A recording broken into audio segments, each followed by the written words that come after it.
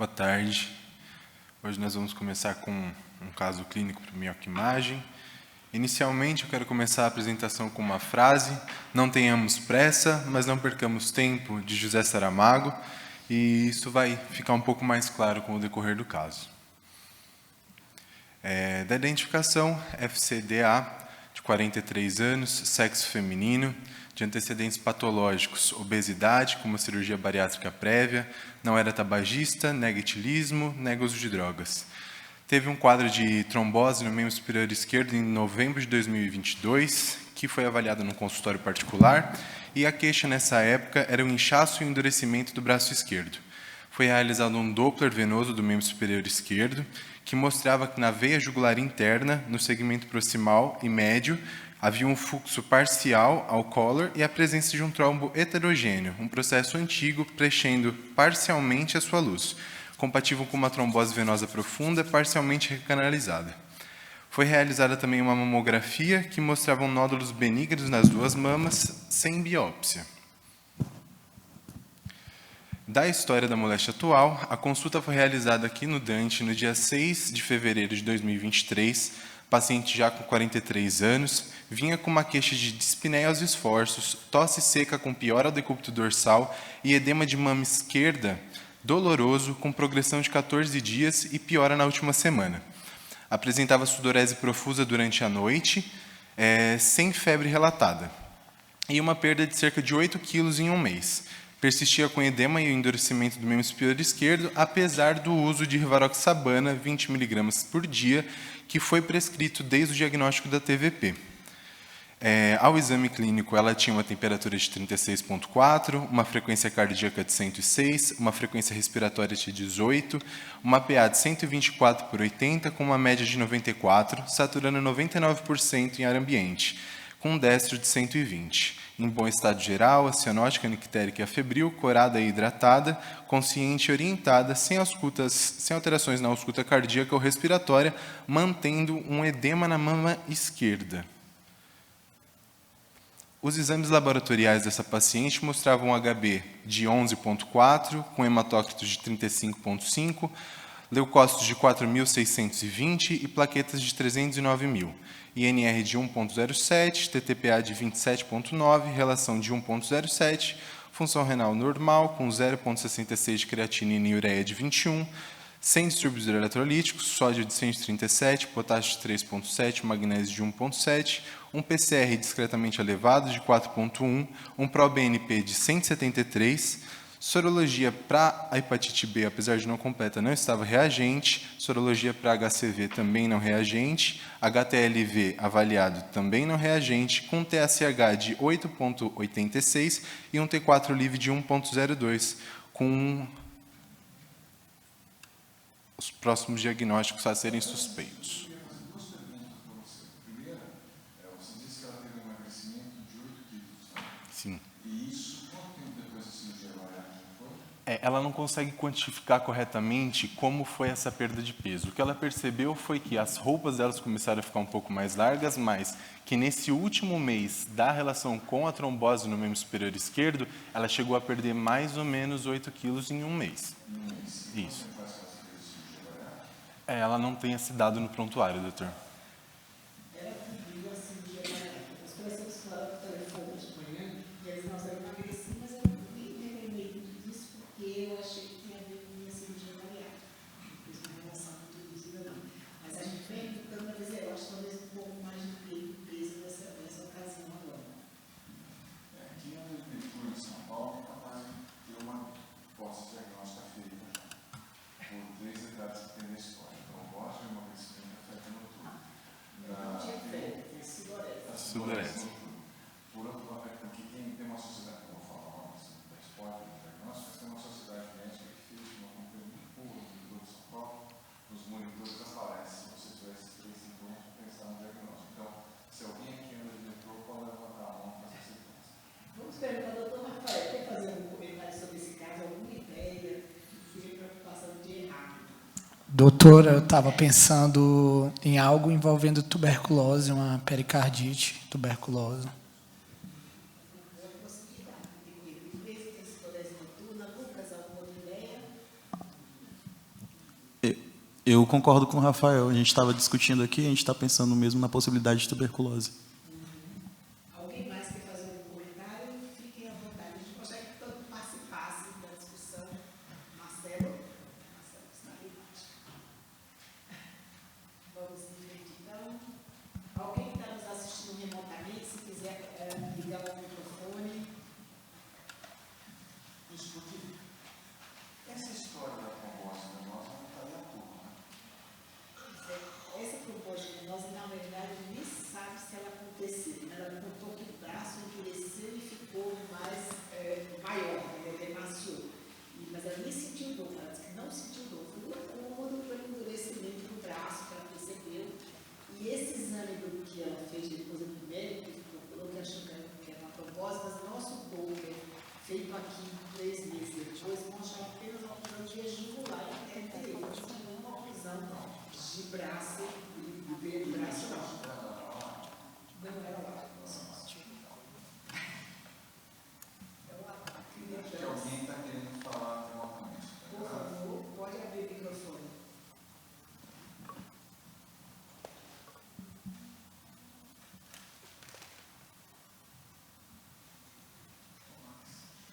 Doutor Max, é você?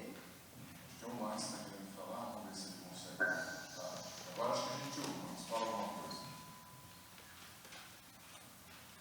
Não. Se conseguir em algum momento, você pode Pode interromper. falar. Vamos em Porque frente. nós estamos vendo. Colocamos algumas hipóteses aqui, né? Gustavo, TEP, tumor de mama, tumor de mediastino e síndrome antifosfolípido. Se a gente pensar que a paciente teve um diagnóstico de trombose, né? E de repente passou a ter falta de ar, a hipótese que foi aventada no pronto-socorro foi TEP, não foi isso? Sim. Você pediu um exame para configurar se aquele TEP ou não. Vamos em frente. Mas acho que tumor de mama é uma hipótese até razoável, porque ela tinha história dos nódulos, né, na mama. Pois, né? Talvez eu não síndrome de taraplásica, uma coisa que justifique esse tumor de mama com um TEP e a queixa dela, talvez uma síndrome de paralelo mesmo, do tumor de mama, não sei isso bem. Eu acredito que agora, claro, que eu sei diagnóstico, mas se eu tivesse na frente, eu também pensaria em tumor de mama. Essa história desses nódulos diagnosticados anteriormente, Acho seria que de as hipótese. hipóteses que foram feitas pela foram boas. É uma possibilidade mesmo. Esses nódulos, acesso de Mas a gente não, o tempo não justificaria o edema da mama, Não, né? Até depois agora, pensar na tuberculose, É. no subclorese noturno, eu acho que seria o edema da mama na história, né? Eu acho que justificaria se fosse um tumor de mama, se ela tivesse um tumor de mama avançado, né? Que aumentasse a mama. Eu ainda estou impressionado com a história do metrô, então estou com outra coisa, mas eu vou falar. Vamos em frente, então. Bom, agora a gente vai apresentar o raio-x de tórax da paciente, que foi realizado no pronto-socorro. Eu deveria ficar lá, eu já sabia o diagnóstico. Doutor Rafael, o que você achou desse raio-x? Doutora, tem um alargamento no índice cardiotorácico, visível, bem relevante, na verdade. Pois é, mediastino superior é alargado, né? É muito estranho esse raio-x. Realmente chama a atenção. Aí tem coisa, né? Os 4 Eu digo, às vezes um exame simples. Marcos, quer comentar? Passa o microfone para o doutor Marcos. Tem um apagamento, né, de seio costofrênico esquerdo também, Esquerdo, lateral também, né? uma retificação até das linhas cardíacas ali também. A área cardíaca bem deformada, né? Mas realmente tem um derrame pleural, a esquerda, talvez a direita um pouquinho também, mas esse mediastino superior está muito esquisito. Está sendo até alguma coisa a ver com a artéria pulmonar, mas não seria o mesmo aspecto se tivesse uma intenção.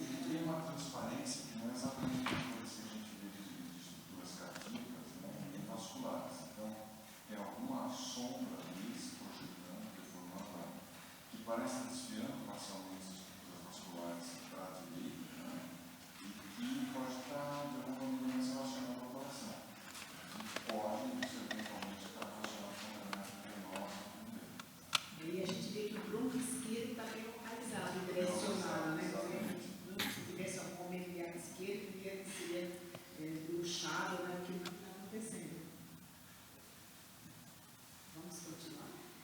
Eu gostaria de pedir para a doutora Mariana agora poder fazer a análise do nosso eletrocardiograma. Obrigada, Gustavo. Obrigada mais uma vez pelo convite.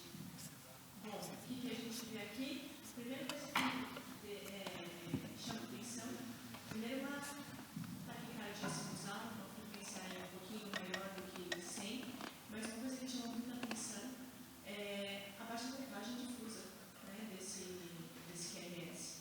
É um ritmo sinusal, o eixo está entre 0 e mais 90, uma taquicardia sinusal. Tinha com baixa voltagem do QRS, tanto no plano frontal como no plano horizontal. Então, no plano frontal, a gente colocaria com baixa voltagem o QRS de D1 e D2 e D3 menor do que 5 milímetros. Eu acho que está por aqui, dá mais ou menos 5 milímetros. Timóteo somatória dá menos do que 15. Né? E no plano das primordiais, o R mais o S a gente menor do que 10. E realmente tem baixa voltagem difusa com alterações de localização difusa. A gente mal vê aí nem o átrio, nem a regularização ventricular.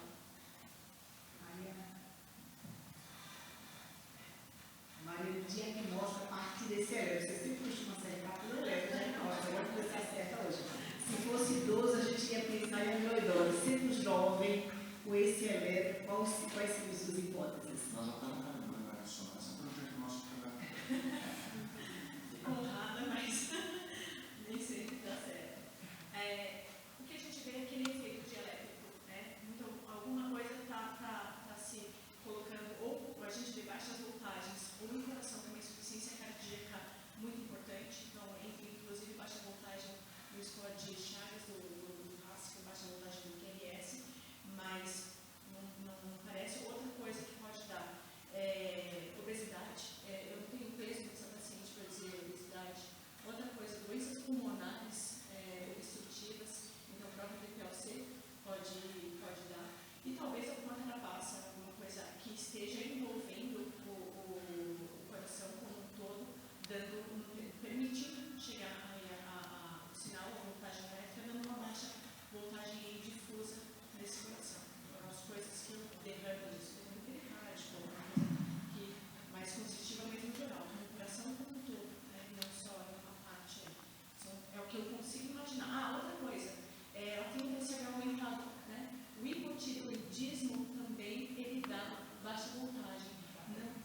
Dá frequência baixa e geralmente ela não seria um subnível, né? Que, se não me engano, é 8 TSH e tem uma que estava mostrando no canal. Então é o que abre de leque diagnóstico que não consigo pensar em mais outras coisas. Pois é, nessa visão do caso. E eu, juntando as peças, eu iria muito para aquele último hipótese que a Ana fez, assim, alguma coisa envolvendo o coração. Faria o sentido tanto na redução da angiose, quanto naquela imagem que a gente fez do raio-x, essa chave radiográfica. Raio-x de derrame pleural também. Com essa baixa voltagem, a gente ia pensar também em derrame pericárdico. E pode pensar na primária, né? Alguma coisa tem que ter naquela laranja do intestino superior, chama atenção. Já está querendo para toma, né? Eu estou. Mas vamos em frente. Na prefeita, Foi solicitado um ecocardiograma e eu gostaria de convidar o Dr. Tito Paladino para apresentar esse eco para nós.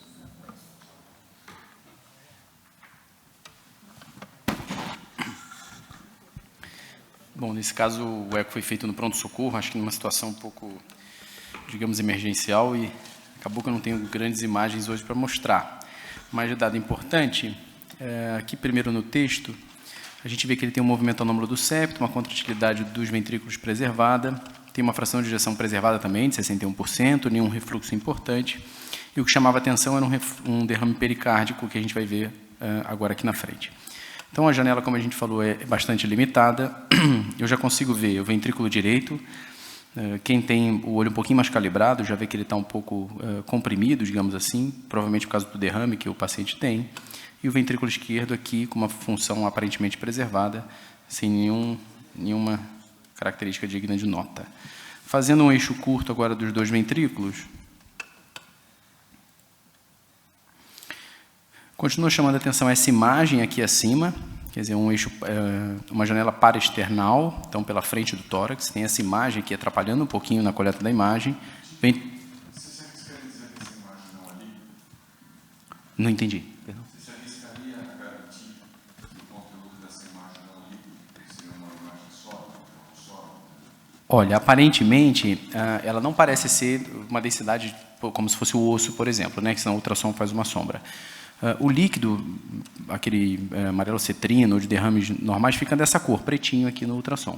Então, poderia ser, por exemplo, um hematoma enorme em alguma região, poderia ser, sim, algum, como é que eu vou dizer, um resultado de um líquido que tivesse coagulado, alguma coisa assim. Não parece ser tão denso também, a ponto de fazer tanta sombra acústica aqui embaixo. Mas não faz diagnóstico de absolutamente nada aqui pelo eco, né? Pelo eco não tem como ver. Então, função preservada do VE, um certo balanço do ventrículo, que vai ajudar a gente a fazer o diagnóstico, se está tendo comprometimento hemodinâmico ou não. Aqui uma visão apical, então o transdutor está aqui em cima, câmaras esquerdas à direita, direitas à esquerda.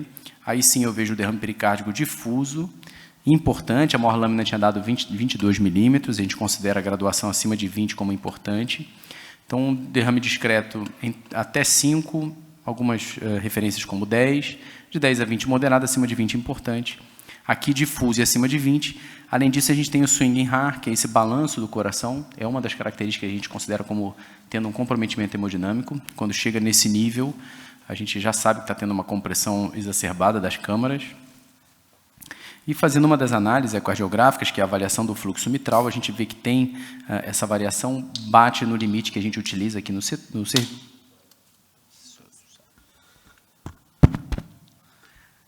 Um limite de 40% de variação desse fluxo, que mostra um comprometimento, ou confirma esse comprometimento hemodinâmico. Então, paciente com câmaras de tamanhos normais, função biventricular normal, não tem aumento dos átomos também, pelo menos pelo exame, um derrame pericárdico de grau importante, difuso, com comprometimento hemodinâmico significativo. E essa imagem um pouco estranha no tórax, na parte mais anterior. Basicamente isso.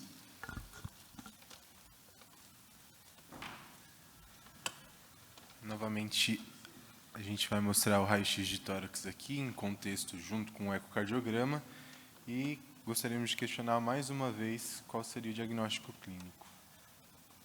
Agora, quem quer comentar? Vamos agora saber que é um paciente que tem derrame pleural, tem derrame pericárdico importante. Tem aqui raio-x, não? Raio-x não é derrame pericárdico de jeito nenhum. Tem que esperar uma raio-x mecânica bem aumentada, né? Globalmente, não localizada. Será que alguém podia pensar que aquele derrame podia estar septado lá em cima? Porque o paciente está de pé, né? Então, ele deveria ter tido um certo distribuição do líquido. Pode ser que esteja septado, mas não vai encontrar assim isso mais avançado. Então, todos supomos que seja de fato algo não líquido. Sem procedimento prévio, sem uma função, nada que pudesse dar uma estoma, né? Isso aí pensaria como uma bem extra, cara, assim, se aplicar. Mais uma coisa estranha nesse caso. Alguém quer fazer algum comentário? Ok. Poderia ser aquela degeneração caseosa, né, de calcificação também. Uma vez fez até um comentário lá no miocárdio sobre um tipo de degeneração do cálcio, né, que parecia uma imagem bem mais sólida. Pensei que fosse isso. Se você tivesse calcificação, você teria um raio-x provavelmente alguns pontos mais brancos e mais sombra muscular, né? Mesmo é você perfuração. Geralmente essa calcificação da fibrose caseosa, o centro dela é mais íntimo, e por fora a gente tem calcificação, então faz uma sombra acústica, não é homogêneo, mas você consegue ver aquela sombra, e não tem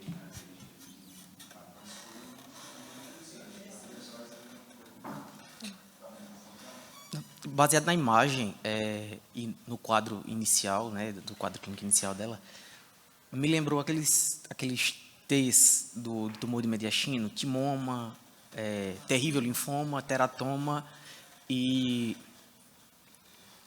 Eu esqueci. Isso, exatamente. E aí, como ela tem essa história de sudorese noturna, perda de peso e tal, me lembrou muito linfoma, né? Não sei se nas imagens deu para ver alguma coisa em relação ao tumor não, à massa e aos vasos, mas não parecia que comprimia vaso. E o linfoma tem a característica de abraçar vaso sem compressão. Então, eu acho que é uma hipótese boa para ela. Excelente diagnóstico, mas veja que isso não foi aventado na avaliação inicial dela, porque todo mundo dirigiu-se, dispneia, derrame pericárdio importante, derrame pleural, para ele resolver a questão do líquido, né? Mas achei o seu diagnóstico perfeito. É que, anatomicamente, ele fica mais próximo dos vasos mesmo, quando você fala que ele abraça, né? Sim. Ele cresce, se você olhar os cortes dos exames que fazem cortes transversais, coronais, ou qualquer outro, você consegue ver que tem, por exemplo, atrás do pulmão, a outra que ele abraça. Mas o eco ele não consegue fazer, ele pode ser um diagnóstico de qual torno, e muitas vezes a gente não consegue ver se a cometa do vaso, isso é muito raro, né? Sim. E, assim, a grande questão de pensar em linfoma mais foi por isso, assim, se fosse, por exemplo, o timoma, né, que quando ele cresce, ele tem a característica de apertar os tecidos ao redor. O linfoma, ele se adapta à anatomia, ele cresce ao redor dos vasos sem comprimir, ele cresce nos tecidos que sobram espaço. E aí pareceu muito o caso dela, porque apesar dos sintomas que ela já estava apresentando, mas não parecia que estava comprimindo nada, estava respeitando os espaços vagos da anatomia. Lembra que ela tinha endurecimento e aumento do volume do braço esquerdo, né? Mas que havia uma compressão ali. Onde está a massa, né? E eu gostei do raciocínio também, porque veja, a pessoa que fez cirurgia bariátrica, ela sabe que teve isso. E apesar disso, uma paciente dela chamou a atenção para ela. Então, claro, agora que se cada vez mais fácil a gente fazer o raciocínio. Mas é outra questão que eu acho que a gente tem que valorizar nessa história, é isso. É uma pessoa que já sabe que perdeu peso, já sabe que perdeu peso por intervenção médica, ainda assim, o emagrecimento dela chamou a atenção. Então, isso fortalece ainda mais com a bem interessante. Agora, procura um cardiologista, né? E aqui a gente encontra um derrame pericárdio importante, encontra um derrame pleural, e quando manusear o derrame pericárdio, com baixa voltagem, que deve ser um derrame pericárdio, e as coisas vão se desviando do caminho, né? Então, a sua hipótese seria o tumor de mediastino, é isso? Isso. Por isso que ele tirou o ponto de interrogação depois do mês assim, ele jogou para baixo. A gente já falou em técnica já é um diagnóstico razoável, não explica tudo, mas explicaria talvez a dispneia do paciente, não acha que? Até porque se ela teve mesmo uma trombose nos anteriores, poderia ter convertido por ela e teve as outras manifestações. Não é nenhum absurdo. Mas nunca o diagnóstico único seria esse de jeito nenhum. Derrame pericárdio, com certeza, pode ser. Em complemento ao diagnóstico principal. Tumor de mama não justifica o raio-x, eu acho que o que está menos fora aí é o tumor de mama. Acho que é uma questão, no momento a gente consegue afastar com uma certa segurança. Com o raio-x. Alguém discorda? Então vamos ver. O mastologista na sala. Quanto à questão do resultado do ecocardiograma, foi questionado como deveria ser abordada a questão do derrame pericárdico. Seria indicada, então, uma drenagem de Marfan ou uma toracoscopia com drenagem pericárdica e a realização de uma janela pleuropericárdica. E aí, o que vocês acham? Só comparando a questão de tempo, a drenagem de Marfan, todo cirurgião sabe fazer, é resolutiva, tendo líquido a curto prazo, mas tem uma possibilidade de diagnóstico etiológico pequena, né? Tem um rendimento da biópsia pequena. E a toracoscopia tem um rendimento muito maior, mas exige um cirurgião habilitado a fazê-la, né? O paciente tem que suportar o decúbito do lado esquerdo, mas poderia ser abordado qualquer massa extracardíaca que o paciente tivesse. Até pela localização, a gente fez uma cama que é uma chance boa de não pegar, não precisa pegar e tem a possibilidade de ser uma massa extracardíaca que funcionou ali. Então a toracoscopia parece ser mais indicada. Quem vota no Marfan para essa paciente? Então, se ninguém votou, a gente conclui todo mundo. Todo mundo foi unânime na toracoscopia. Tem vários pontos a favor. Eu não sabia desses detalhes que o ecocardiograma nos falou agora, o swing heart, né? De variação do fluxo respiratório. Eu acho que, estando isso presente, a gente deveria ser o mais rápido possível, né? Tem essa questão aí a ser colocada. Apesar da paciente aparecer não estável, né? O cardiograma dizia que sim, né? Se diz do temporamento iminente, Então, a gente não tem como descrever, né? Ele não está tamponando. Na verdade, qualquer aumento da pressão intrapericárdio, ele começa a ter um comprometimento.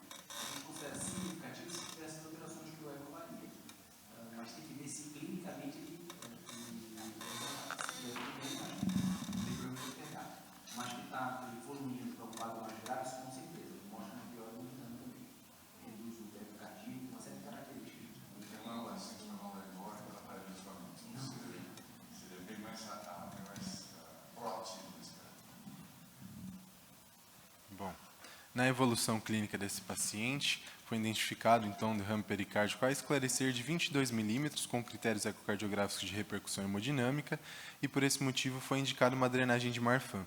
Foram drenados 300 ml de líquido amarelo citrino, coletadas amostras de pericárdio para o anatomopatológico, e nessa análise do líquido veio um BAR negativo, bacterioscopia negativa, pesquisa para fungos negativo, culturas negativas, culturas para fungos e micobactérias também negativas.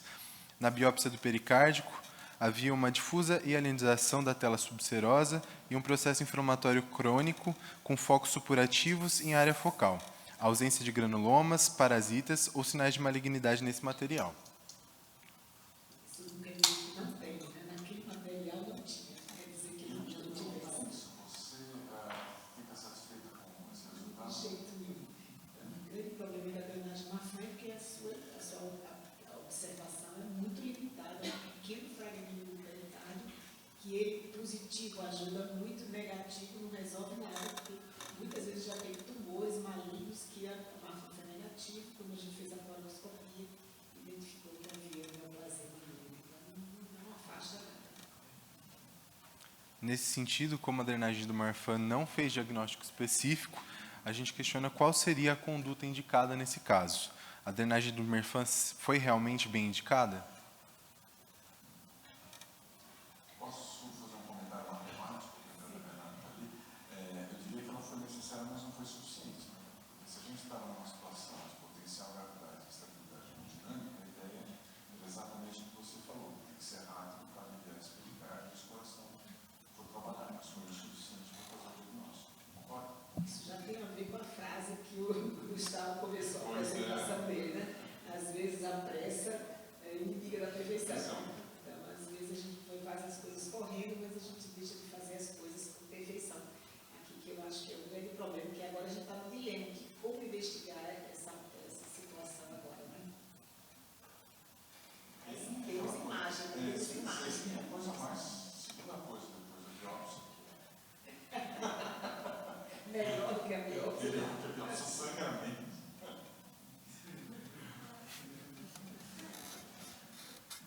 E, aliás, devia ter sido, eu vou contar para vocês, se você tem Bernardo fez uma prova desde o início para suspeita da terra, mas ninguém tinha visto a maçã. Só se viu bem depois. Não tinha tempo, eu e Baixada você sabia que não tinha tempo. Foi indicada, então, uma tomografia do coração. Eu gostaria de convidar o Dr. Paulo Salvador para poder explanar um pouquinho sobre a gente. Não pode sangrar, por favor. Tem que sangrar pouco. Botei minha palavra. Tem que sangrar pouco. Bom, boa tarde com todos. Obrigado pelo convite. A tomografia aqui já estava dando sinais, o raio-x, que a tomografia ia ser bem interessante. E a gente começa já logo de cara com essa imagem sem contraste, demonstrando várias alterações. Eu vou ir aqui com mais carinho, tá? Percebam vocês, logo no começo, a presença de uma lesão, uma dilatação, um aumento de tamanho da mama esquerda, né? Tem uma imagem sugestiva de um processo infiltrativo com tecido mole aqui na mama, derrame pericárdico, derrame pleural bilateral predominante à esquerda. Tem uma formação mediastinal, acomete todo o mediastino anterior, tá? Vai ficar muito mais fácil observar nas imagens contrastadas, tá? Parênquima pulmonar, só antes de ir lá na massa mediastinal, vejam vocês que o parênquima pulmonar esquerdo tem já estrias fibroatelectásicas e o volume é reduzido com estrias por atelectasia de compressão por conta dessa massa mediastinal. Aqui, lembrando o comentário do colega, aquele acometimento mediastinal respeita os vasos. Ele abraça os braços, os baços, então, vocês veem que os vasos supraórticos têm um calibre predominantemente normal. Tá?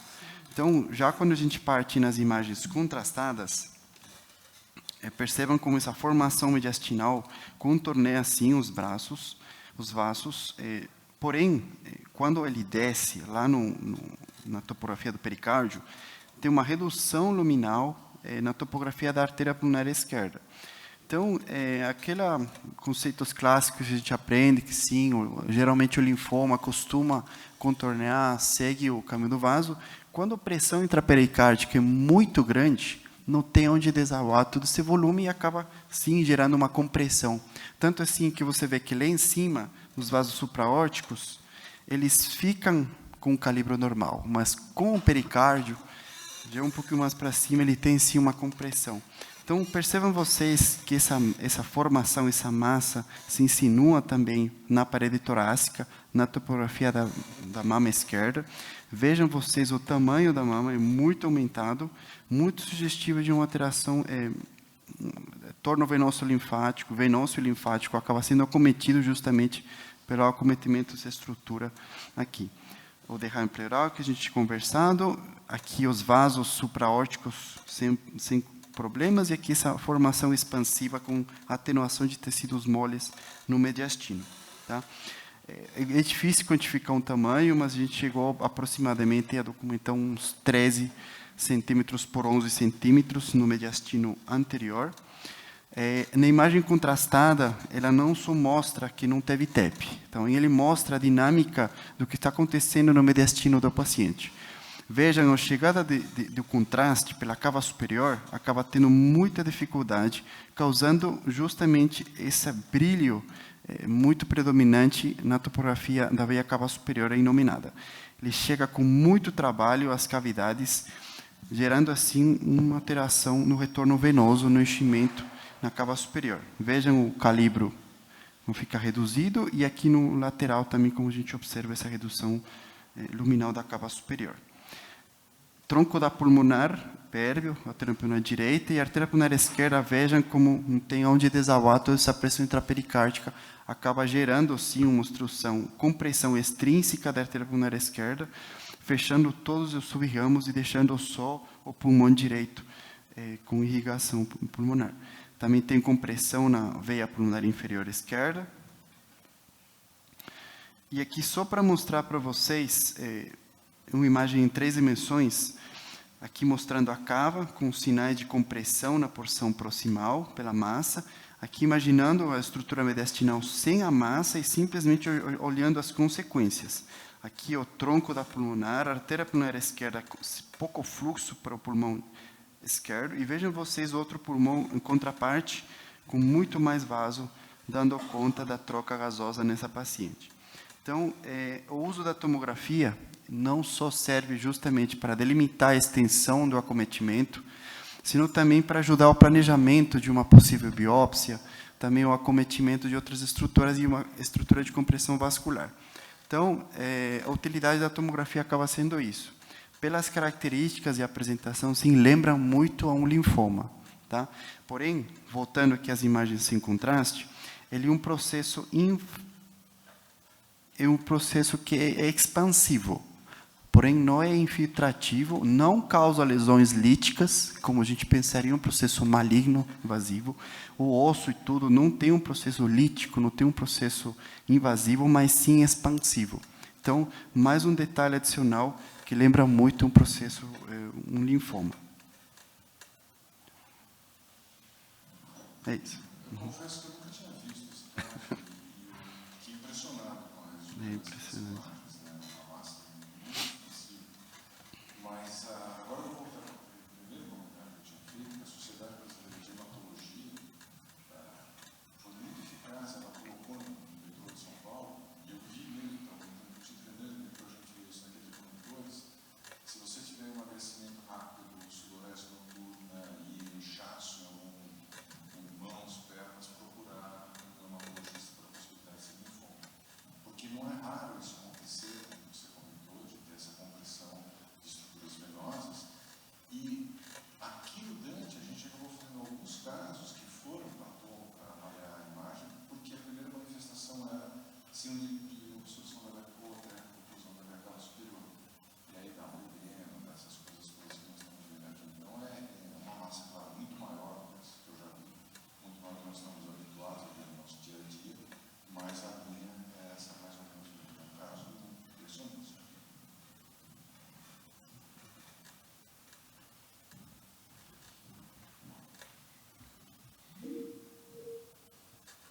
Na evolução dessa paciente, foi mantida com anticoagulação plena e ela progride com infecção de sítio cirúrgico, sendo tratada com oxacilina inicialmente, que foi modificado por cefepima por orientação da SEH.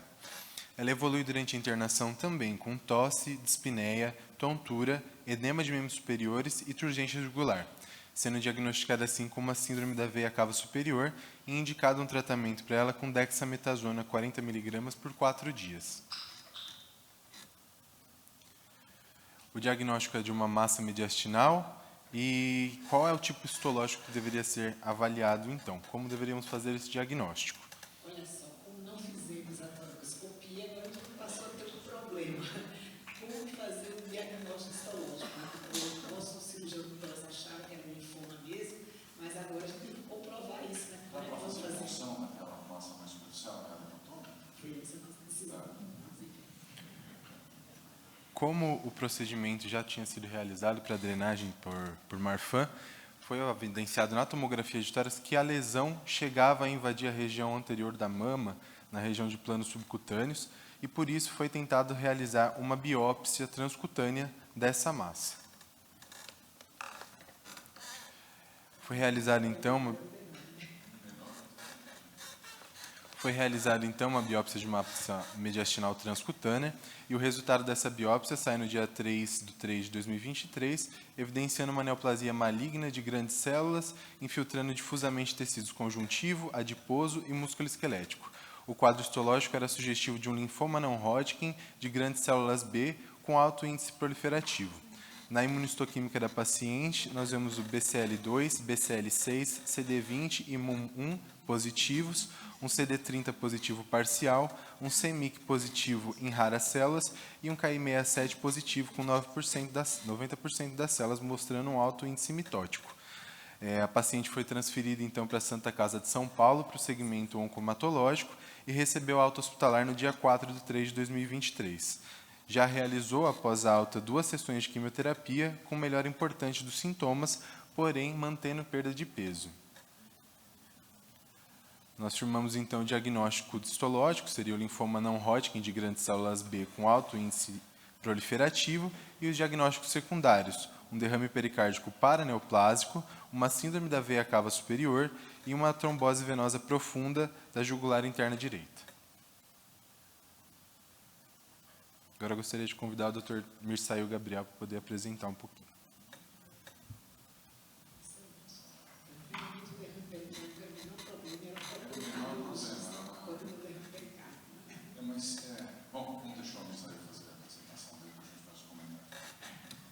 Então, vamos falar um pouco aqui do derrame pericárdico, abordagens diagnósticas e terapêuticas após a apresentação do nosso caso clínico, né?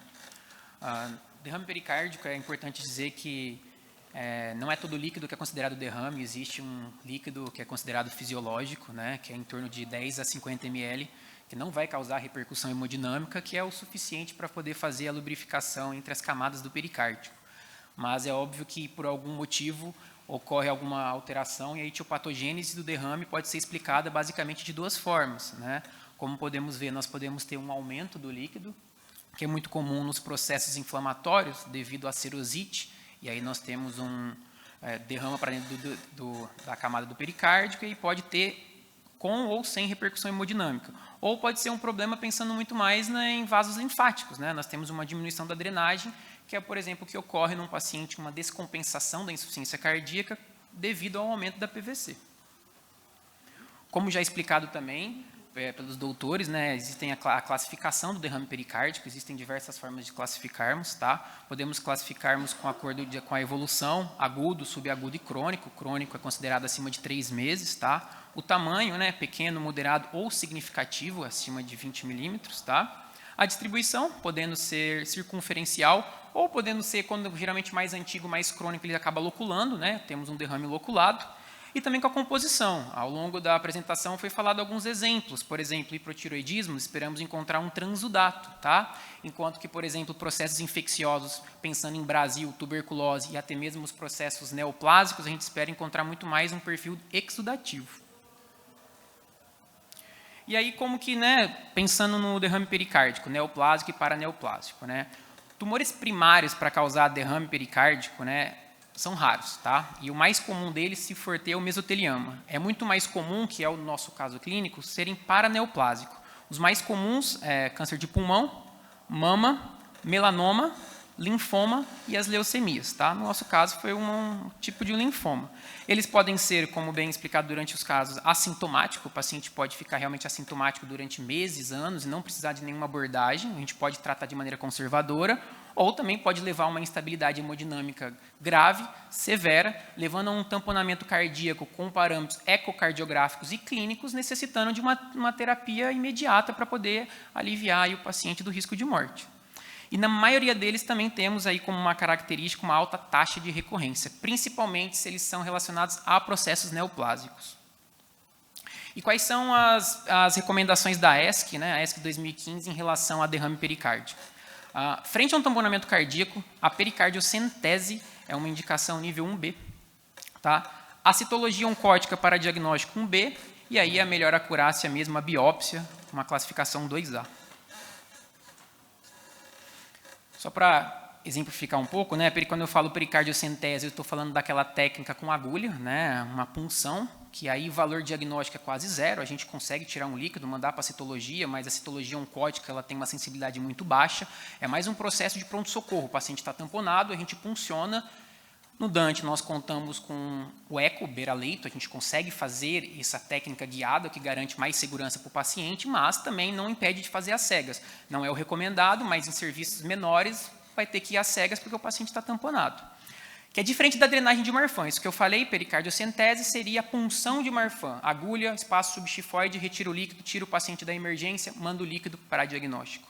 É diferente da drenagem de Marfan. A drenagem de Marfan é feita realmente uma incisão subxifoide, você acessa a área do pericárdio, embora, como o doutor Edileide falou, é uma área pequena, mas funciona aí a drenagem, uma drenagem rápida, imediata, tirando o doente da emergência, e também permite uma biópsia, porém uma biópsia com uma acurácia um pouco menor em relação à toracoscopia.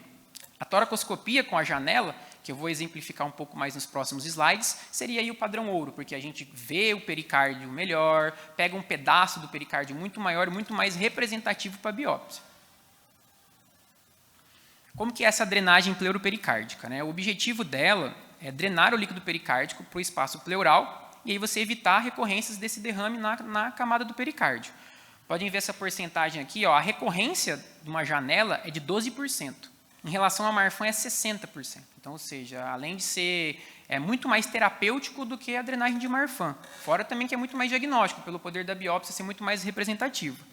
Pode ser feito de duas abordagens, né? Pode ser feito por toracoscopia, que tem menor taxa de complicação, porém exige equipamento e um profissional treinado, ou também pode ser feito por toracotomia anterior. As principais indicações, né, da gente fazer a janela pleuropericárdica: líquidos neoplásicos e paraneoplásicos, porque sabemos que são líquidos que vai ter recorrência, então, a fim de evitar recorrências, fazemos a janela. Recorrências de derrame pericárdico.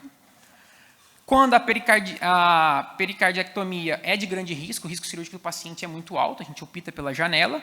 E, obviamente, como medidas paliativas, porque às vezes o paciente chega, às vezes podemos ter um idoso de 80 anos, neoplasia, não tem funcionalidade, mas a gente vai deixar ele ficar tamponado? Não. A gente vai tratar como uma medida paliativa para evitar sintomas e tamponamento cardíaco. Aqui, para poder exemplificar, né, pode ver aqui na camada mais superior a pericardiocentese, que é a punção de Marfan. Funciona-se uma agulha no espaço subxifoide, tá? E aí, de preferência guiado por eco, a gente alivia, o mínimo líquido que você tira, 50, 60 ml de líquido, já é o suficiente para liberar as câmaras direitas do coração do paciente e permitir com que ele realmente não tenha mais dispneia, estabilize o quadro, e a gente manda esse líquido para a citologia oncótica. Mas lembrando que a sensibilidade é baixa, não é o melhor exame para ser feito diagnóstico, mas talvez seja o melhor exame naquele momento para poder salvar a vida do doente. A drenagem de Marfan, que é feito também por cirurgião cardiovascular, que é um pouco melhor que a pericardiocentese, porque a gente consegue ter um acesso ao pericárdio. Um acesso pequeno, mas conseguimos para poder fazer a biópsia. E a toracoscopia, que seria o padrão ouro, né? Só que aí a toracoscopia a gente tem que contar também, vale lembrar que o paciente tem que estar estável. Você vai deixar esse paciente em decúbito lateral, vai levar ele para o bloco. O paciente está tamponado no PS, não tem como, né? A gente tem que trabalhar com as outras ferramentas. As principais complicações, óbvio, né? Nem tudo é tem também complicação da janela pleuropericárdica, a principal, né, mais relatada também na ESC e também no UpToDate, é o pneumotórax, porque você acessa o espaço pleural, e também é óbvio que quando você drena, né, você constrói uma comunicação entre o pericárdio, né, a camada do pericárdio, e o espaço pleural. Esse dreno, né, essa comunicação, ela pode fechar. Aqui é um esquema seguinte, na ESC 2015, na versão online, eles escrevem um fluxograma frente a um paciente com derrame pericárdico para instruir o profissional, assim, será que eu vou esperar mais um pouco para poder fazer por vídeo essa investigação, ou será que eu tenho que fazer uma punção de Marfan no pronto-socorro, né? E aí ele coloca alguns dados aqui, ó. Vamos basear de acordo com a etiologia, e aí o paciente vai pontuar alguns pontos. Vamos olhar também de acordo com a clínica do paciente e vamos olhar também com alguns scores relacionados a exame de imagem, principalmente o ecocardiograma. E aí nós vamos pontuar. Caso o paciente apresente uma soma de scores acima de 6, exige uma drenagem de urgência, certo? Menor do que 6, você pode postergar essa drenagem. Para que postergar? Porque se a gente está pensando em neoplasia, por que eu vou fazer uma drenagem de Marfan, sendo que eu sei que a toracoscopia ela é diagnóstica, ela é terapêutica e possibilita até abordar a massa. Então, é isso que a gente tem que levar em consideração. O nosso paciente foi 5,5.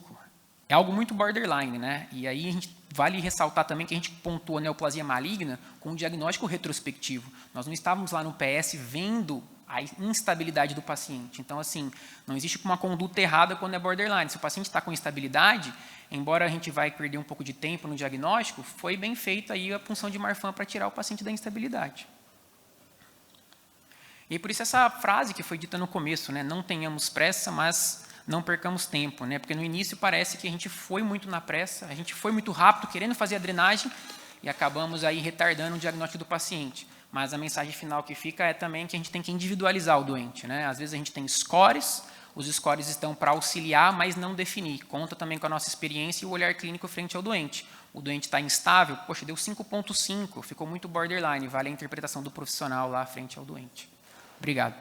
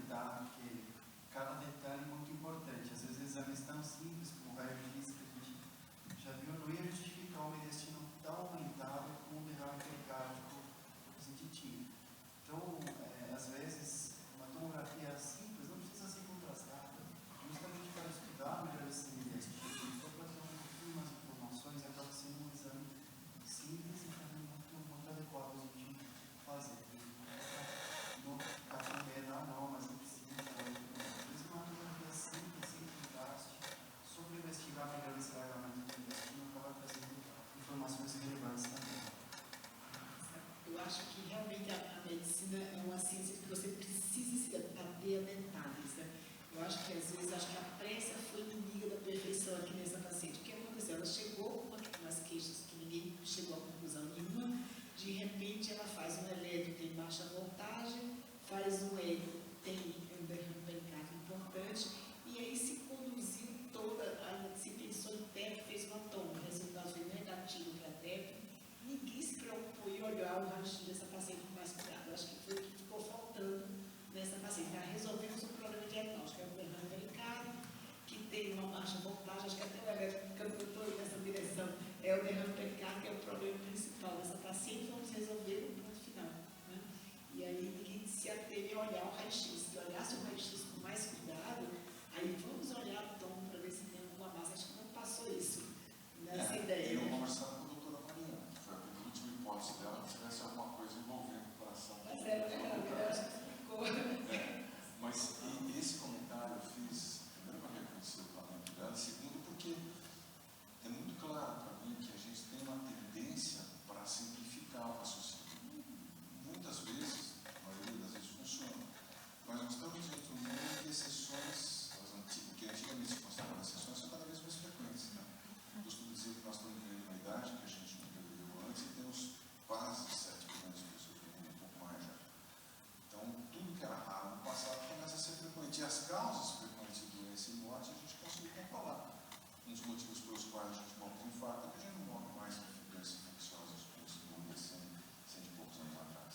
Então, a gente tem que prestar atenção nos detalhes mesmo. Quando a coisa não estiver evoluindo de acordo com os scores, não confie tanto nos scores.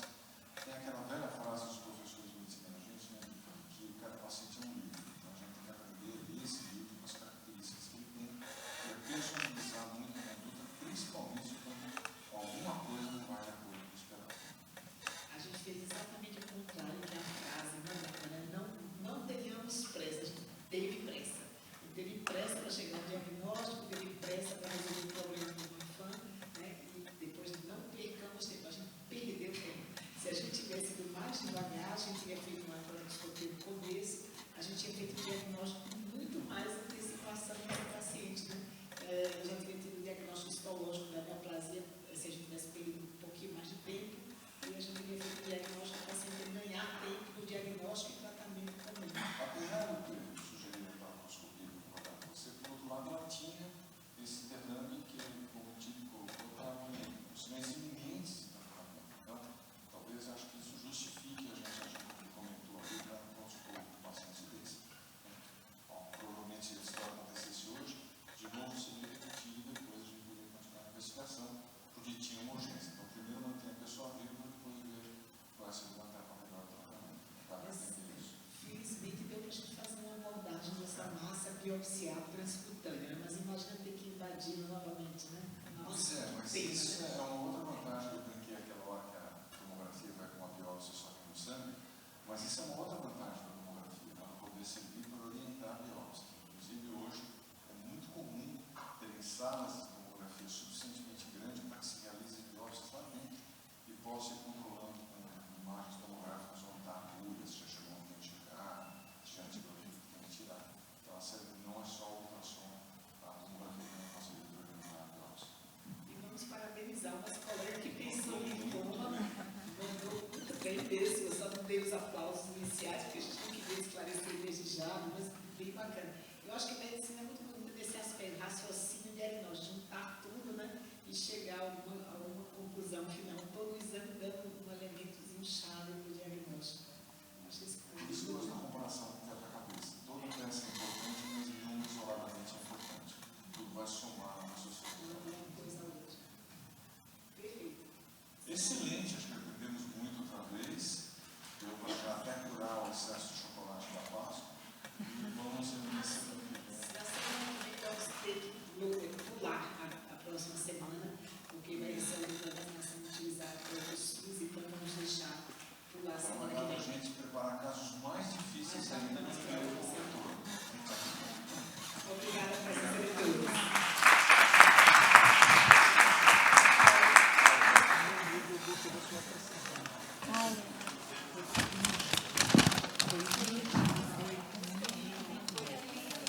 realizada por ultrassom milimétrico